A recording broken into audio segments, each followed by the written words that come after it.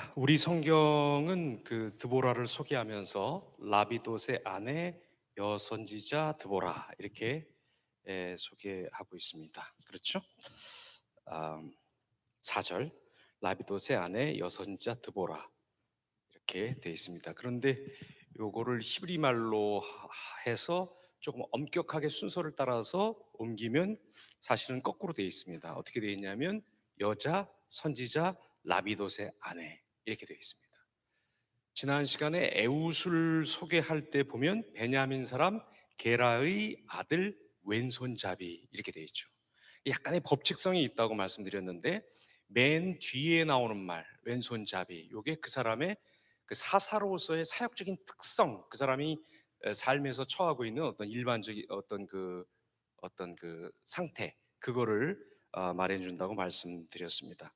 오늘 그렇게 따지면 이 라비돛의 아내라고 하는 말이 이 드보라를 설명하는 아주 중요한 열쇠말, 키워드가 될 수가 있는데 요 말에 약간 중의적인 성격이 좀 들어있다는 것을 우리가 알아야 합니다. 왜냐하면 요 라비돛의 아내라는 말은 에셰트 라비돛이라고 하는 말인데 이 에셰트라고 하는 말이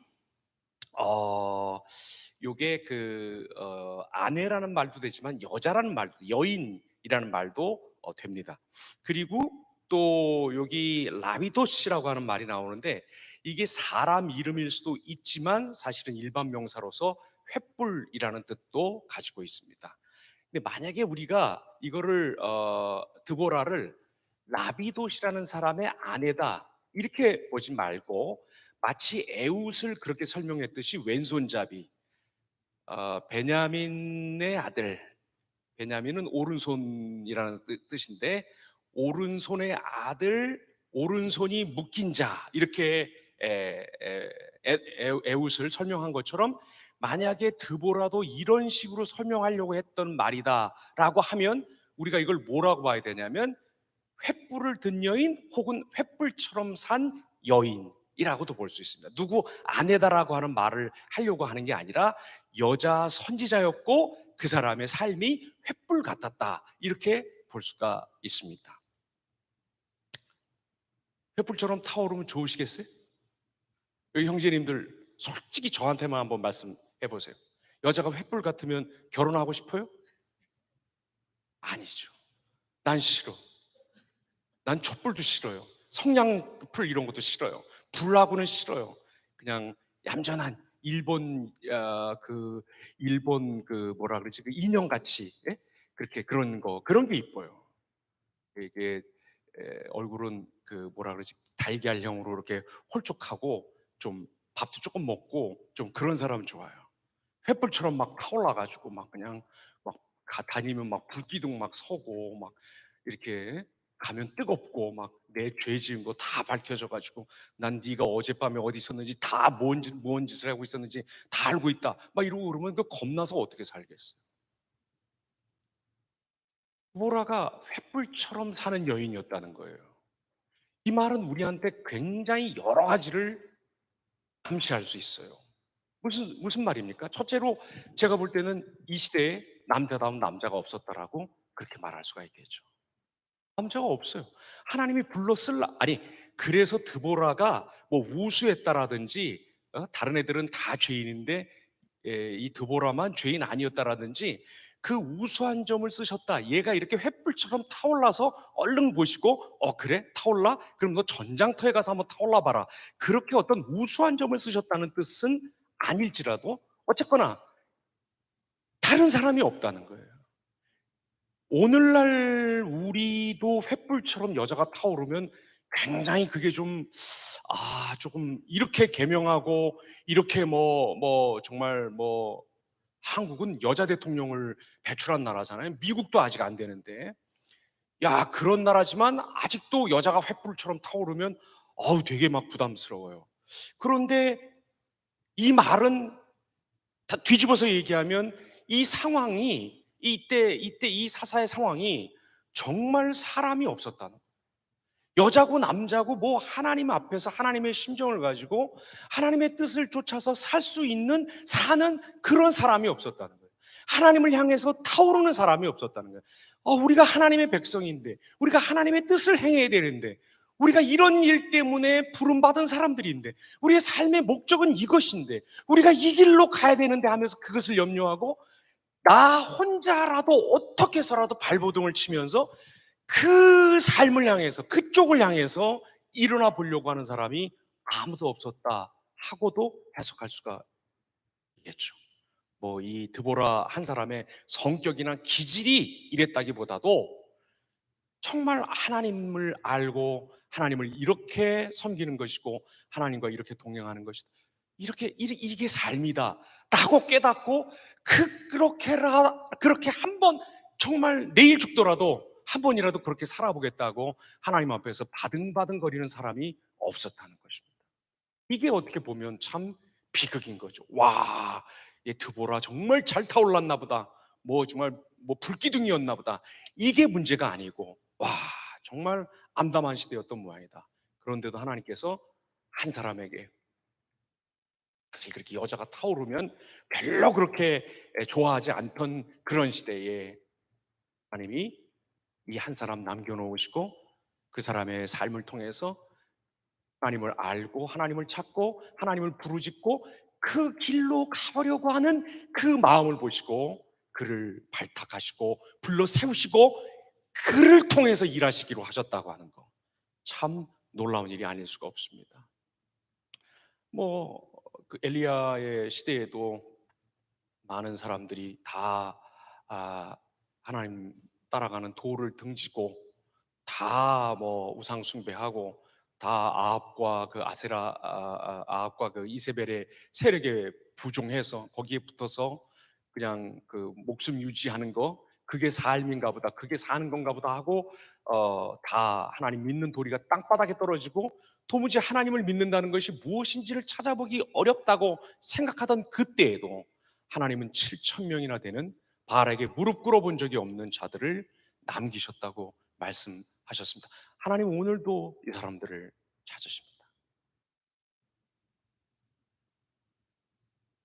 우리가 참 이 시대 생각하고 이 삶의 그 무게를 생각하고 또 유난히 작은 우리 자신의 그 부피를 생각하면, 야, 정말 그냥 어디 가서 하나님 믿는다고 하는 말을 하기가 참 정말 어려운 그런 모습이지만, 하나님께서 우리 같은 자들을 통해서도 일하시고 또 우리를 주목하시고 우리에게, 우리가 보기에는 참 연약한 믿음인 것 같은데 이 믿음이 떨어지지 않도록 계속해서 예수 그리스도께서 대제사장의 기도를 우리를 위해서 아버지 하나님께 하시고 그 기도를 들으시고 우리 안에 계신 성령님께서 정말 울부짖는 것처럼 우리를 위해서 기도하심으로 한밤중에라도 그 기도를 듣고 일어나고 깨어나고 무엇이 진짜 신앙이고 무엇이 진짜 삶인지를 다시 한번 생각하도록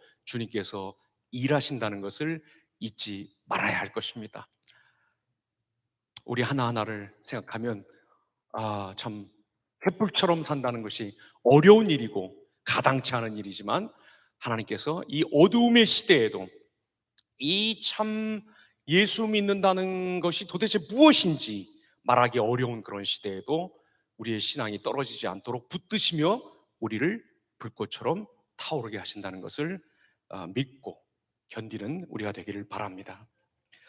오늘 보니까 이 하나님께서 이제 드보라를 통해서 이 횃불처럼 산 여인을 통해서 일하시려고 하는데, 이 드보라가 지녔던 중요한 사명 가운데 하나는 이 바락을, 마스크 쓰세요. 마스크는 저만 벗을 수 있습니다. 바락을 불러내서 준비시켜서 바락이 싸우도록 하는 것입니다. 근데 이 바락이 아주 중요한 실수 두 가지를 합니다. 하나는 뭐냐면 8절 보겠습니다. 같이 한번 제가 읽어보겠습니다. 여러분은 눈으로 읽으시고 저는 낭독하도록 하겠습니다. 바락이 그에게 이르되 만일 당신이 나와 함께 가면 내가 가려니와 만일 당신이 나와 함께 가지 아니하면 나도 가지 아니하겠노라 하니. 이게 굉장히 겸손해 보이는 말인 것 같은데, 그리고 나중에 히브리서에 가서 보면, 히브리서 11장 그 믿음장에 가서 보면 이 바락을 굉장한 믿음의 사람으로 소개를 해요. 하니까 바락이 믿음이 뭐 없었다, 그냥 억지로 막 그 드보라한테 끌려갔다, 이렇게 말할 것은 아닌데 너무나 아쉬운 면모를 보여주고 있다는 거예요. 뭡니까? 아니, 옆에 횃불이 있으면, 그리고 시대가 어려우면, 그리고 암울하면 하나님의 백성들이 이방인들에게 압제당하면서 하나님께서 그 백성에게 주신 뜻을 펴지 못하는 삶을 살고 있다면, 그래서 온 사방이 어두우면, 그런데 옆에 횃불이 있다면 그 횃불을 들고 자기가 일어나야 될 거 아닙니까? 그런데 그 횃불을 보고 뭐가 그렇게 무서웠는지 모르지만 횃불 뒤로 숨는 모습을 볼 수가 있습니다. 그런데 그게 왜 이게 큰 실수냐면, 지금 바락이 먼저 나가서 싸우겠다고 무슨 결심을 한 게 아닙니다. 싸 바락을 발탁하고 바락을 불러내고 바락에게 사명을 주고, 더더군다나 어떻게 싸워야 할지조차를 다 하나씩 하나씩 이렇게 알려주는 역할을 드보라가 친절하게 처음부터 끝까지 다 하고 있습니다. 6절부터 한번 읽어볼게요. 드보라가 사람을 보내요. 아비노함의 아들 바락을 납달리 게데스에서 불러다가 그에게 이르되, 이스라엘의 하나님 여호와께서 이같이 명령하지 아니하셨느냐? 너는 납달리 자손과 스불론 자손 10,000명을 거느리고 다볼산으로 가라. 내가 야빈의 군대 장관 시스라와 그의 병거들과 그의 무리를 기손강으로 이끌어 네게 이르게 하고 그를 네 손에 넘겨주리라 하셨느니라.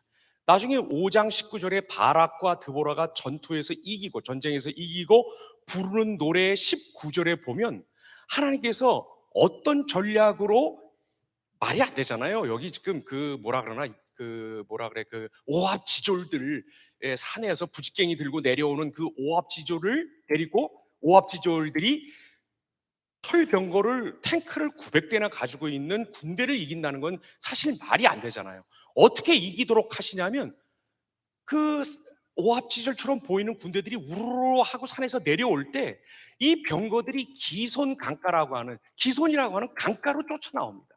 갑자기 물이 붑니다. 5장 19절 한번 같이 한번 가보겠습니다. 잠깐만요. 5장 15절입니다. 죄송합니다. 5장 15절. 이사갈의 방백들이 드보라와 함께하니 이사갈과 같이 바락도 그의 뒤를 따라 골짜기로 달려 내려가니 르우벤 시냇가에서 큰 결심이 있었도다 하는 말씀이 있습니다. 하나님께서 이 그리고 잠깐만, 19절도 21절입니다. 죄송합니다. 기손강은 그 무리를 표류시켰으니 이 기손강은 옛강이라 내 영혼아 네가 힘 있는 자를 밟았도다 하는 말씀이 있습니다. 자, 이렇게 강가로 유인을 해서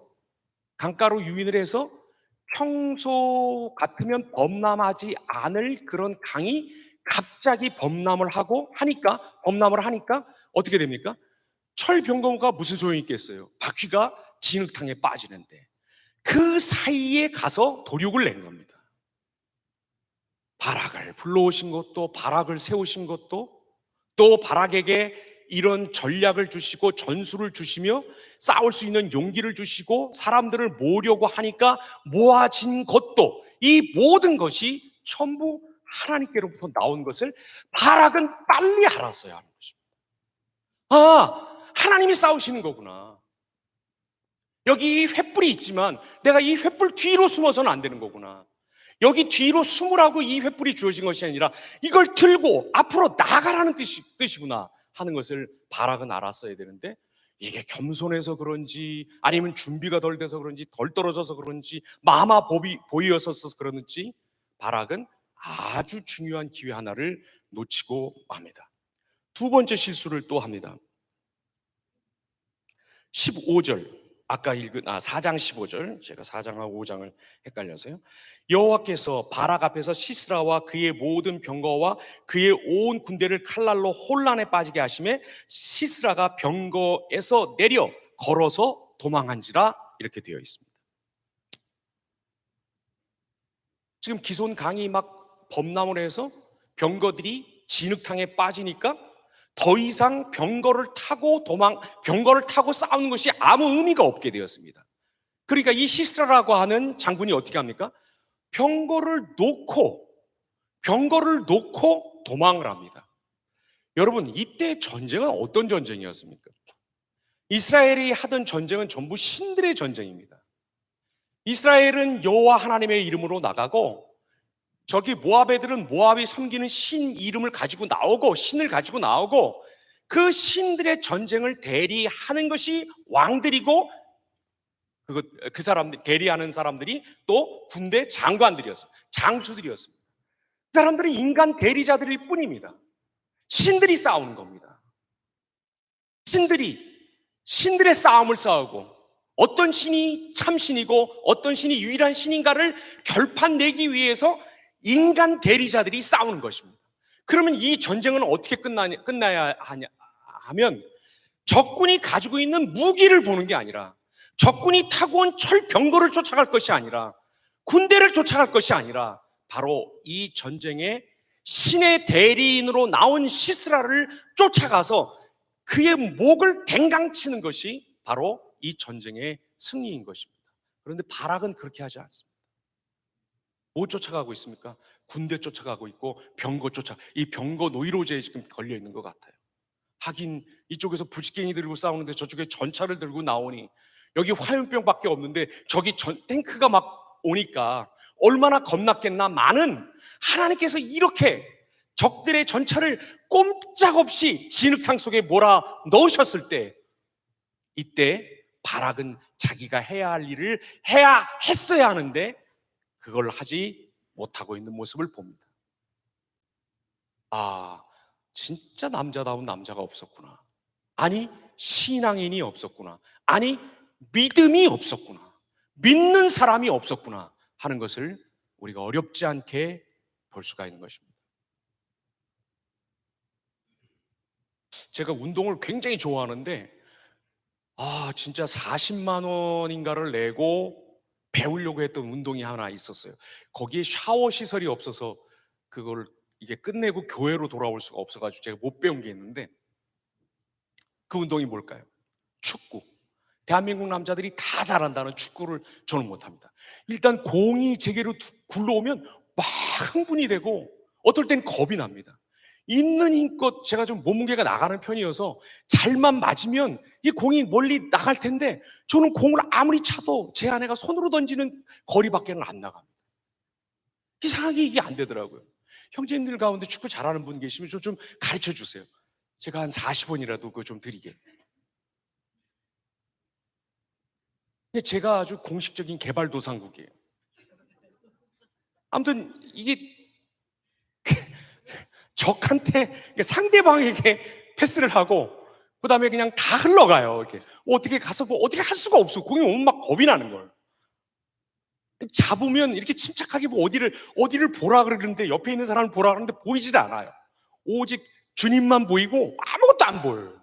그래서 막 들고 막 아무데나 이렇게 내질르다가 그냥 늘 이렇게 아주 지는데 크게 일조를 해요. 그러니까 나중에 하다가는 안 돼가지고 저를 골키퍼를 세웠는데 오죽하겠어요. 일로 오면 절로 도망가고 절로 오면 일로 도망가고 막 공 피하기가 바빠가지고.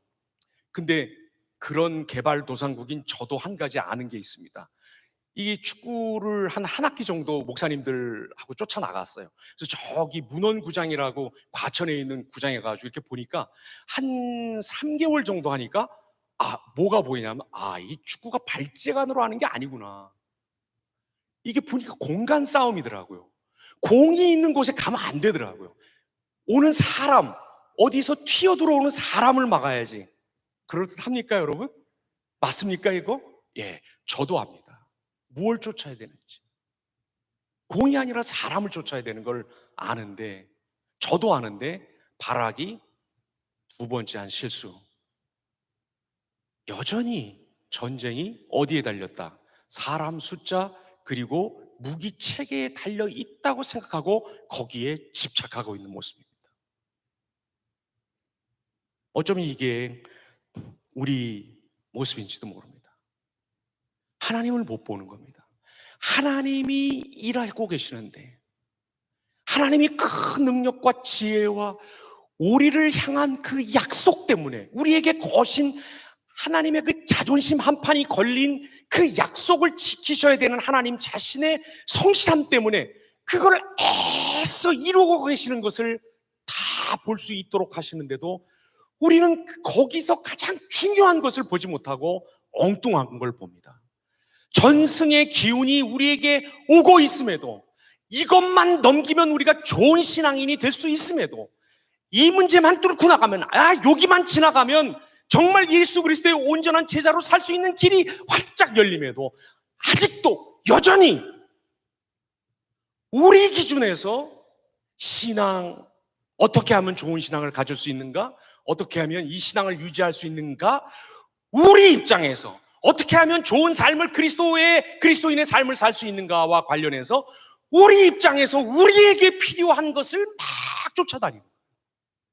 한 번은 이쪽으로, 한 번은 저쪽으로, 한 번은 저 앞으로, 한 번은 저 뒤로 우왕좌왕 하다가 진짜 중요한 것들을 다 놓쳐버리는 모습을 여기 바락을 통해서 볼 수 있는데, 우리가 이런 실수를 하지 말아야 할 것 같습니다.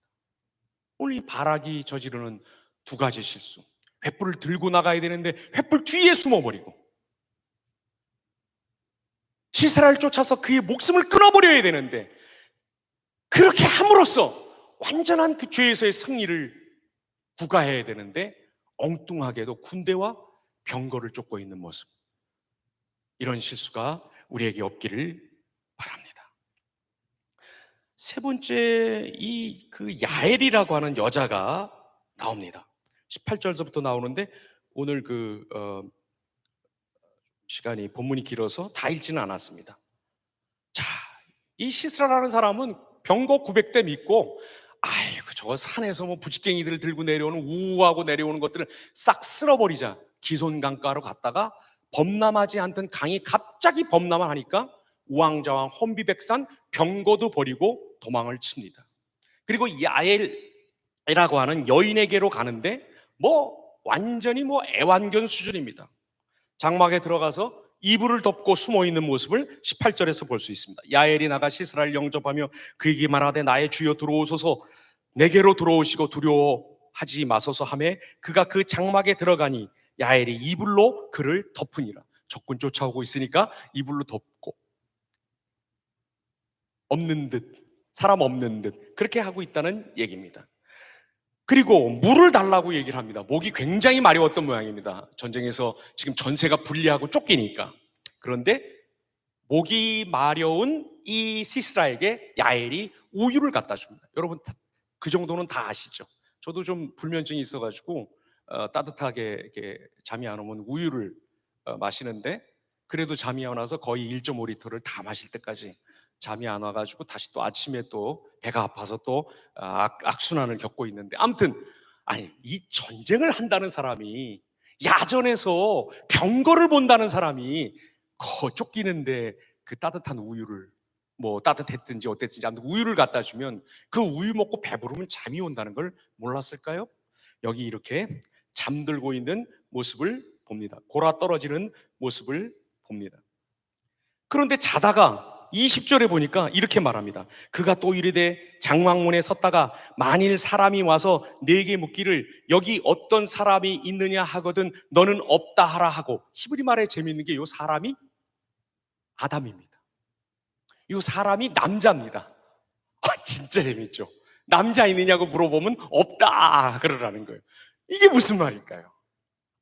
이스라엘에만 믿음 있는 남자가 없는가 했더니 여기 이쪽 적군도 사실은 하나님을 아는 사람이 없고 치우쳐서 다 악을 행하고 다 거짓에 치우쳐 있을 뿐, 하나님을 아는 제대로 된 사람, 제대로 된 남자, 제대로 된 인간, 하나님 앞에서 어떻게 살아야 되는지, 왜 내가 사람으로 태어났는지, 왜 우리에게 이 유한한 생밖에는 주어지지 않았는지, 왜 저 새는 울고, 왜 하늘은 저렇게 높으며, 왜 구름은 저 색인지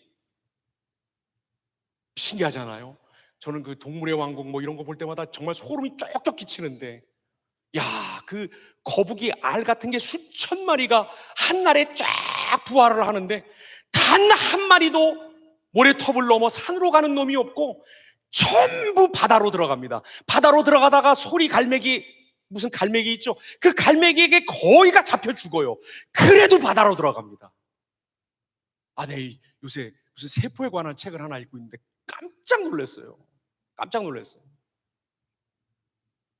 암세포라는 거 여러분 더 잘 알고 계시다시피 암세포는 분화를 안 합니다. 암세포는 분열할 뿐입니다.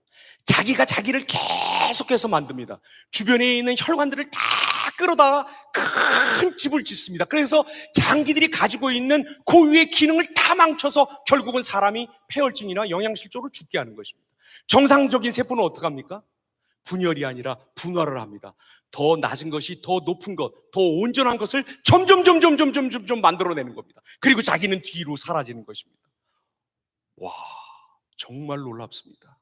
이런 거 하나만 봐도, 하늘에 떠 있는 별만 봐도, 오늘과 같은 날, 어저께 같은 그런 날씨에 구름을 봐도 우리는 하나님 없다고 말 못하는 겁니다.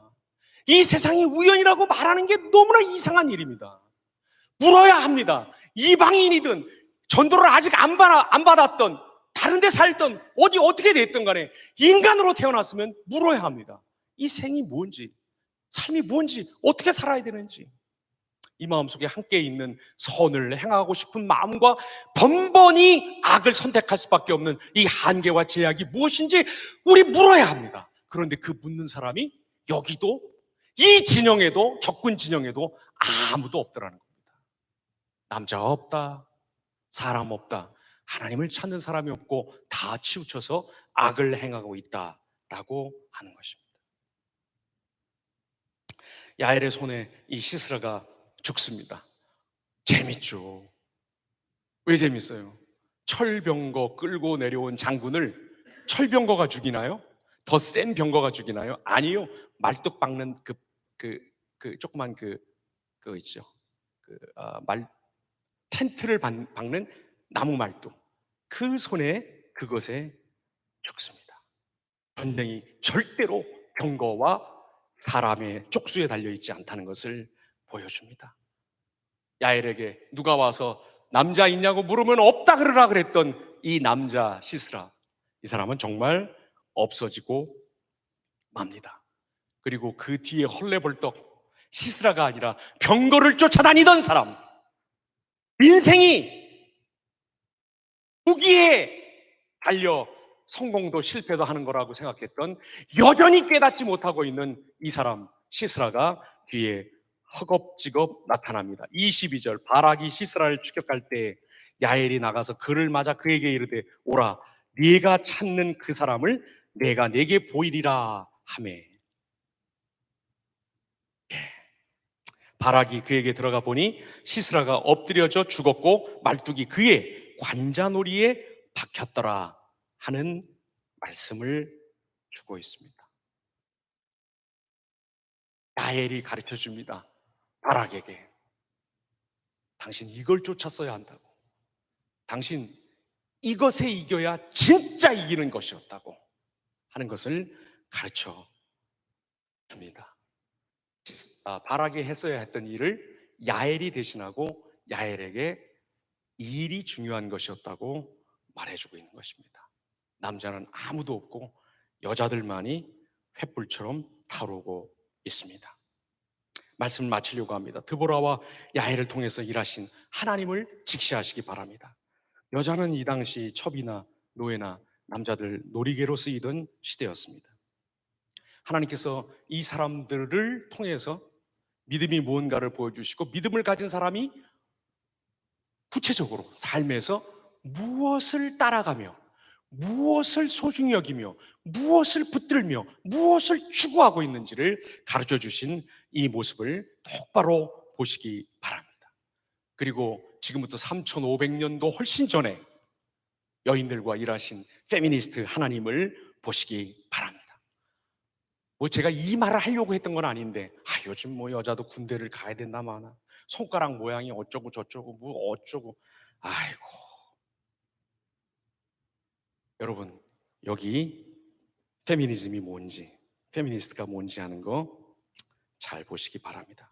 기도원에 사랑하고 존경하는, 그렇지만 금방 돌아서서 또 다시 제가 미워하게 되는 여성 신자 여러분, 하나님께 제대로 쓰임 받으시기를 바랍니다. 기도하시고 거룩한 독서에 더욱 힘쓰시고, 유튜브라도 뒤져서 좋은 강의 있으면 많이 들으시기 바랍니다. 그리고 좀 운동 많이 하시기 바랍니다. 아주 제가 친한 친구 한 명을 지난 금요일에 하나님께 먼저 보냈습니다. 열심히 운동하시기 바랍니다. 뭐 남자들 만나십시오. 그리고 저에게 주례를 부탁하시기 바랍니다. 그런데 남자를 만나는 것도 좋지만 남자를 지으신 하나님을 잘 만나시기 바랍니다. 그리고 하나님께 꼭 여쭤보시기 바랍니다. 남자들이 왜 이 모양이냐고. 그럼 하나님께서 답을 친절히 해주시면서 그 성남 사는 니네 목사를 봐라, 이렇게 말씀하실지도 모르겠습니다. 자, 여러분, 기억과 적용 우리 오늘도 하고, 헌금하고, 그 다음에 기도 축도 이렇게 하도록 하겠습니다. 기억과 적용, 같이 3명, 4명씩 이렇게 모이셔서 나누시기 바랍니다. 저는 30분에 돌아오도록 하겠습니다.